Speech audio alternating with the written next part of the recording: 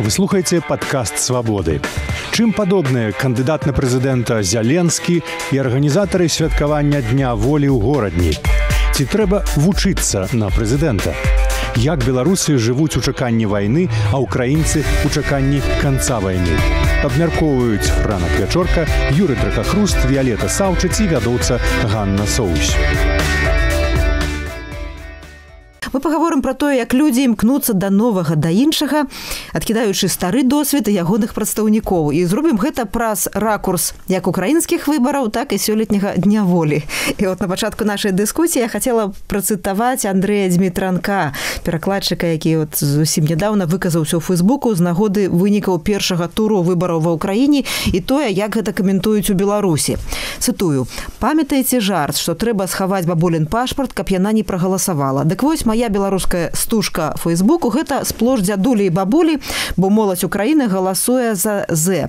А мы ўсе мудрыя, разумныя, па-старыкоўску пужаемся ўсяго новага і не разумеем гэтых малят. Сорамна, таварышы». Ну, ось такі запіс.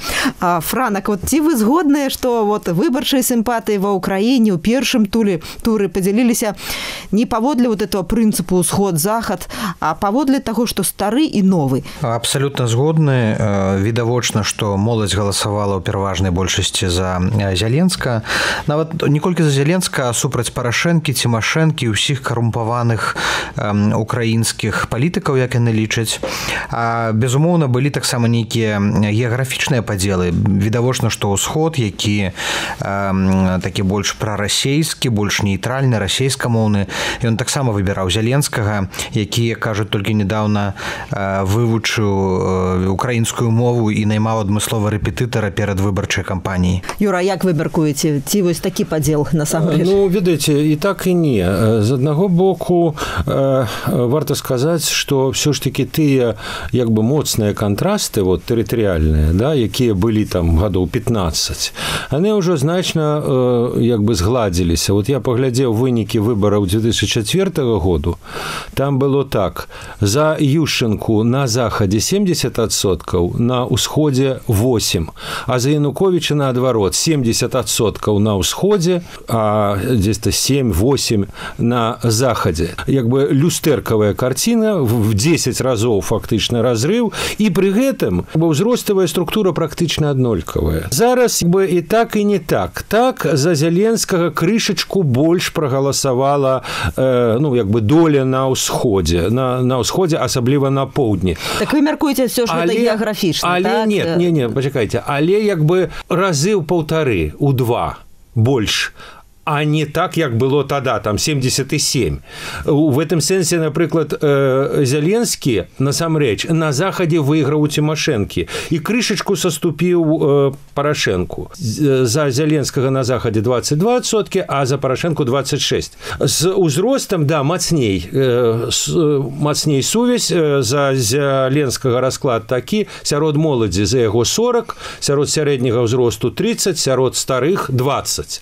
Ну, да, вялікая розніца, амаль вдвая, але сказаць так, вот, як сказаў Францішак, так сказать, вся моладзь галасавала, ці большасць галасавала, это не так, это не зусім так. Хотя вот эта сувязь, она была, безумоўна, як бы выразная. І сапраўды шмат для каго вобраз маладога, нават без досведу, паводле формулы, маўляў, да, хай у яго ніякага досведу не будзе, чым такі, як вот у я б сказала, я б не маладога, нават мы б сказали, не такі, таму ж ён там малады. Ну, да, 41 год. Ён просто новы. Ён просто новы. Вот я хочу подзяліцца таксама сваім досведам. Я вот зусім недавно записала перадачу «Толькі жанчыны», і удзельніцы 4 беларускія, якія вот давно ўжо жывуць ва ўкраіне, і яны казалі пра тое, што іхняя рэакцыя на выбары, як яны бачаць, значна адрозніваецца ад рэакцыі беларусаў, якія жывуць у Беларусі. І не тое, што яны все прыхільнікі, яны там 4 беларускі былі розных узростаў. Не тое, што яны все прыхільнікі Зяленскага, але вось іхняе такое, ну, вот расчараванне ў кожную з іх ёсць тым, што адбываецца, і вот эта прага да новага, да іншага,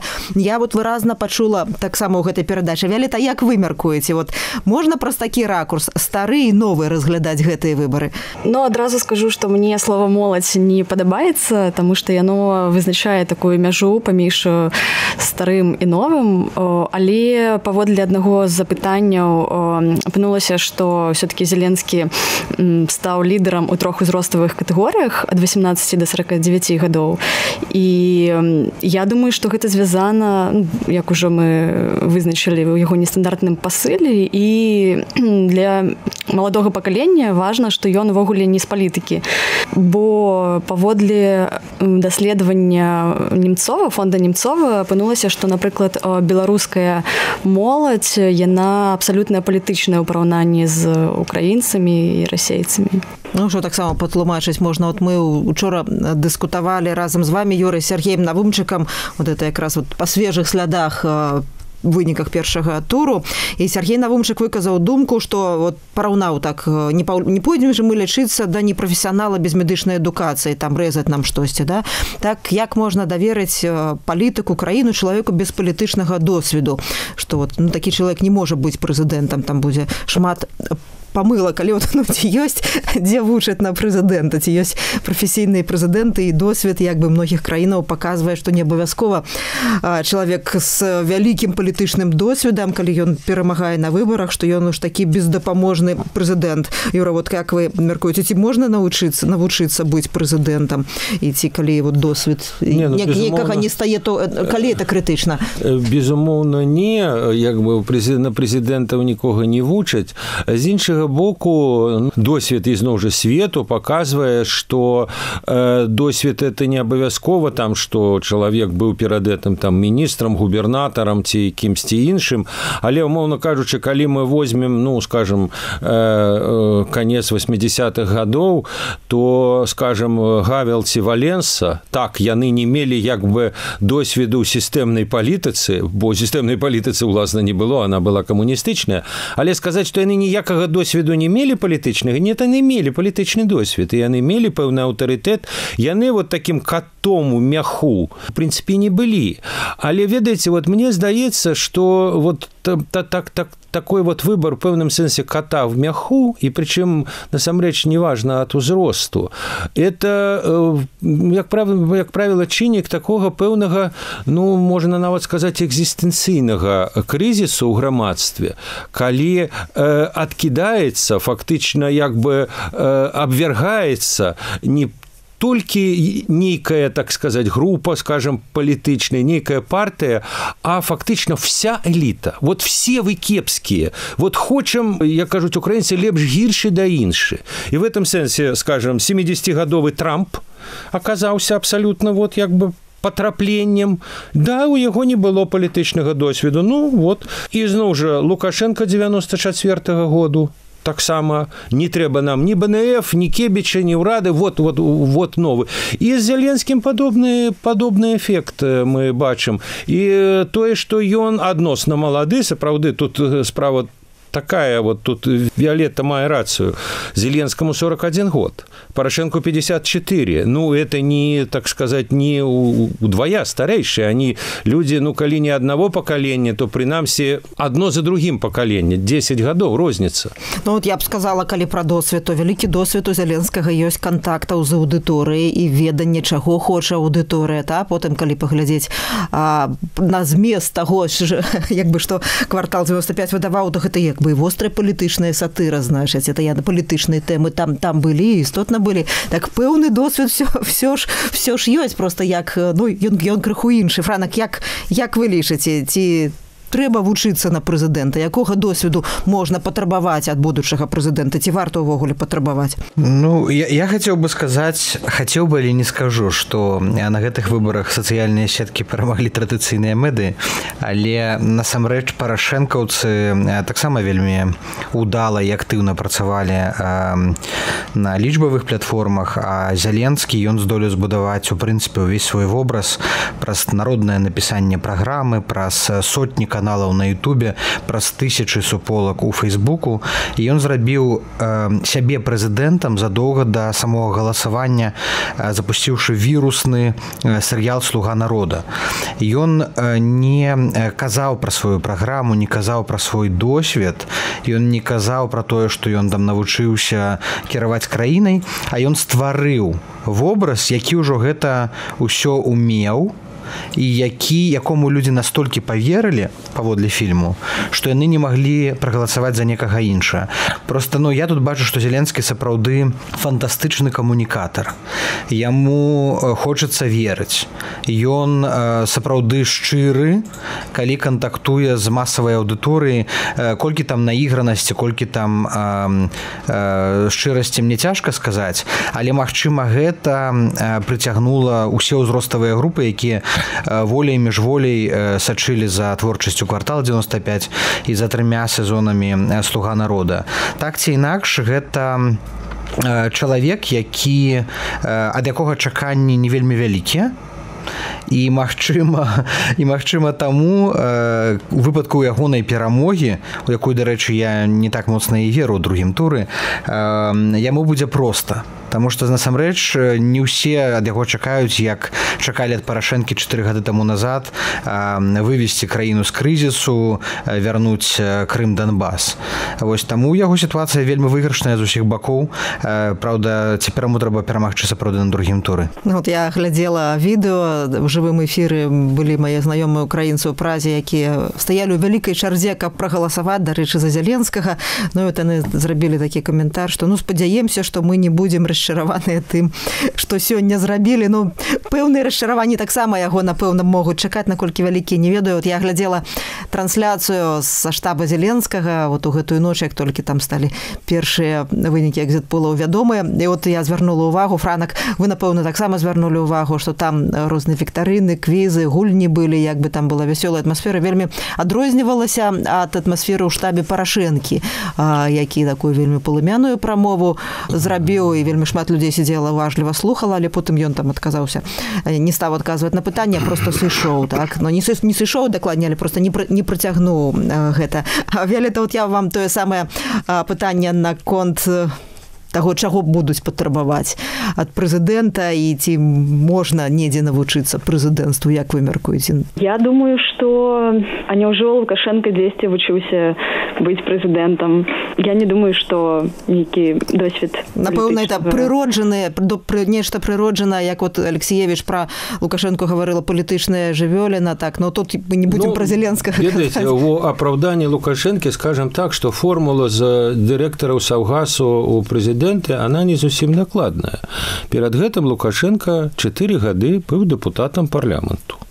Першага парламенту незалежнай Беларусі. Ён быў старшынём часовай камісіі парламенту. Сказаць, што вот прыйшоў чалавек з лесу, так сказаць, там з пушчы і стаў прэзідэнтам, это не зусім так. І я, дарэчы, памятаю, дзесьці годзе в каком-то кіслым 93-м годзе нейкія апытанні самых вядомых палітыкаў, і вот у дзесятцы там на 7-м, 8-м месцы был Лукашенко, далёка не на першым. Першая тройка была, зразумела, Шушкевич, Кебіч, Пазняк, вот. Але Лукашенко там неподалёку як бы быў. І ведаеце, вот яшчэ, што мяне вельмі вот як бы здзівіла у кампаніі Зеленскага, на кантрасце, дарэчы, з прыгаданымі мной Трампам і Лукашенкам, можна, як бы мовіць, шмат што закідаць там і Лукашенку, і Трампу, але тое, што яны шлі на выбары з выразнай пазіцыяй, чаго яны хочуць і якой яны бачаць сваю краіну, это было. У Зеленскага, вот Зеленскі это пра што? На гэта няма адказу, ёсць імідж. Ну так, Віолетта, вот в Беларусі 25 гадоў не мяняецца ўлада. Вот мы все з такой зайздрасцю цяпер назіраем, актыўна каментуем, што ва ўкраіне адбываецца. І вот калісьці з трывогай глядзелі, когда там быў Майдан, калі там гінулі людзі. І вот гэтыя падзеі ва ўкраіне, это змены іх прэзідэнта, ніяк не ўплывае на тое, што адбываюцца ў Беларусі. Не адбываюцца дэмакратычныя змены. Можа, гэта гаворыць пра тое, што ў Беларусі сваёй вот просто цяжка ўспрымаюць новае іншае, і не так лёгка, і не так адчайна змагаюцца за гэта, як украінцы просто баяцца пераменаў. Вот это ці тычыцца это большасці беларусаў, ці нейкай часткі іх, можа, старэйшага пакалення, як вы мяркуеце? Так, фактычна я пражыла ўжо 25 гадоў пры рэжыме Лукашэнкі, і я думаю, што гэта не звязана абсалютна з розніцай пакаленняў, бо ўсё-такі гэта сістэмная праблема. Беларусы з цяжкасцю ўспрымаюць новае. Чаму, можа, гэта савецкае гэта мінулае, пры гэтым людзі мала цікавяцца, я думаю, тым, што адбываецца ў глобальным свеце. Плюс, я думаю, расійскі ўплыў, бо людзі не вучаць, моладзь не вучаць ангельскую мову, альбо ведае даволі кепскай, таму доступ да нейкіх іншых альтэрнатыўных сродкаў інфармацыі, акрамя расійскіх медыа, яны запавольваюць, я думаю, гэтую магчымасць мяняць штосьці і змагацца за іншую будучыню. Я хочу пракаментаваць, чаму вось то, што Віолетта казала, так, пра беларусаў, што з імі не так і чаму баяцца пераменаў, што украінцы, што беларусы жывуць у чаканні вайны. І гэта тое, што Лукашенко культываваў 25 гадоў. А украінцы жывуць у чаканні канца вайны. І таму для іх Зеленскі, як такая перамена, змена генерацыі ў элітах, яна можа быць сімвалам вот заканчэння вайны, ад якой яны ўсе стаміліся, пачынаючы з 2014 года. Рана, Катя, вы згодны з тым, што беларусы ў большасці баяцца новага, як сказала Віолетта? То вы ж не баіцеся, напрыклад, вот такая частка ў Беларусі такіх, як вы. Відаце, цяжка сказаць, якая частка, як мы. Я думаю, што мы ў меншасці з Віолеттай, так ці інакш. Калі казаць пра моладзь, дзяцей, то тых, каму там да 15-20 гадоў, то ясна, што яны пераймаюць і рыторыку, і страхі, адчуванні бацькоў. Потым пэўны момант яны пратэстуюць. Яны ходзяць на TikTok, калі бацькі ідуць у Facebook. Потым яны шукаюць сабе новае месца гэтае не знаходзяць, і тыя, хто застаюцца ў Беларусі, яны трапляюць у тую парадыгму, у якой былі іхнія бацькі. І яны зноў пачынаюць баяцца пераменаў. Это вот як на захадзе такое, калі ты малады, ты дэмакрат, потым калі ты старэйшы, ты рэспубліканец, кансерватар. Так і ў нас, так. Яны ўсе спачатку вераць у перамены, потым расчароўваюцца, не знаходзячы пазіцыі, зноў становяцца такімі асцярожнымі, баязлівымі, акуратнымі, талерантнымі беларусамі. Я бы не было войны. Так, я бы не было войны, а украінцы ўжо эту войну перажылі. Моладзь, у кожнага маладого чалавека в Украіне ёсць сябра, знаёмы ці сваяк, які пабыў на фронте. Многія маюць тых, хто памёр на фронте. Яны вінавацяць у гэтай вайне не толькі Пуціна і Расею, але і Парашэнку, Цімашэнку і ўсю гэтую эліту. І тут прыходзіць чалавек, які кажа простай мовай, што я яе скончу. Я таксама стаміўся, як і вы, ад гэтых кепскіх навінаў. Вось, і мы будзем жыць так, як нібыта мы ў інстаграме. І ўсе, і не толькі маладыя і старэйшыя, кажуць, ну давайте паспрабуем жыць па-іншаму. Я хочу выказаць такую гіпотэзу, ну, она такая на гіпатэтычны варыянт, што вот калі не будзе Лукашэнкі, калі ўсё ж такі гэтая эпоха скончыцца, ці прыйдзе яму на змену малады чалавек. Ну, адносна малады, скажем, чалавек. Моя гіпотэза не.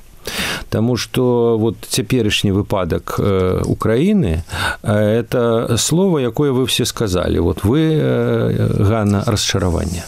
Бо все ж таки тое, што мы бачым зараз в Украіне, на мой погляд, это вынік тых велізарных надзеяў, які спарадзіў 14 год, які спарадзіла рэвалюцыя годнасці. І як бы вот яны не спраўдзіліся, і таму вот узнікае такое жаданне, давайте пераздадзім калоду. Які будзе расклад, неважно, но новы расклад. Але это ў руках людзей пераздаць гэтую калоду. І тое самае было, ў прынцыпе, ў 94 годзе ў Беларусі, бо была перабудова, былі спадзевы, і вот як бы яны прывялі. Калі не будзе заўтра Лукашэнкі, якія зараз спадзевы на яго? У чым расчароўвацца? На яго вялікія спадзевы былі на пачатку 90-х у кагосьці, а зараз уже это все так доўга, што ніякага расчаравання яго сыход не выкліча. Вот і якраз мы уже фактычна перайшлі да тэмы, якую я хацела закрануць. Юра сфармуляваў, што вот калі зменіцца Лукашенко, хто будзе замест яго, малады, стары чалавек, аднаго светапогляду, іншага светапогляду.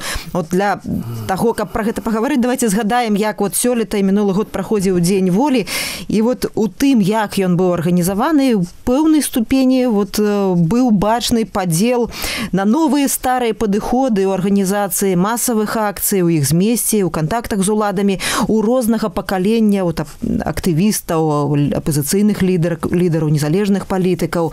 Вот стратэгія істотна адрознівалася і вынік істотна адрозніваўся.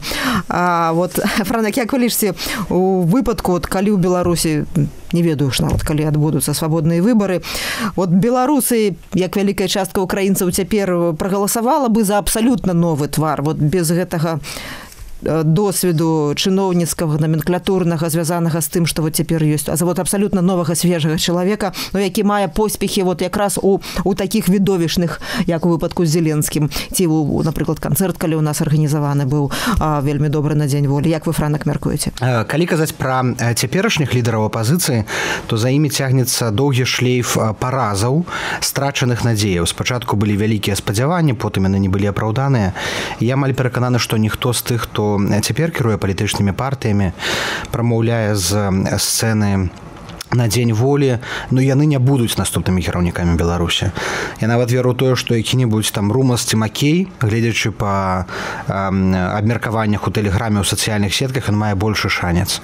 Але не выключана, што з'явіцца умоўны Зеленскі. Ён можа быць і бліжэйшы да пазіцыі цяперашняй, ці бліжэйшы да цяперашняга атачэння Лукашэнкі, але тое, што ён новы, свежы, магчыма, лягчэйшы, ён не павінен быць копіяй Лукашэнкі ні ў якім разе. Ён спакойна мог бы сабраць гэтыя галасы.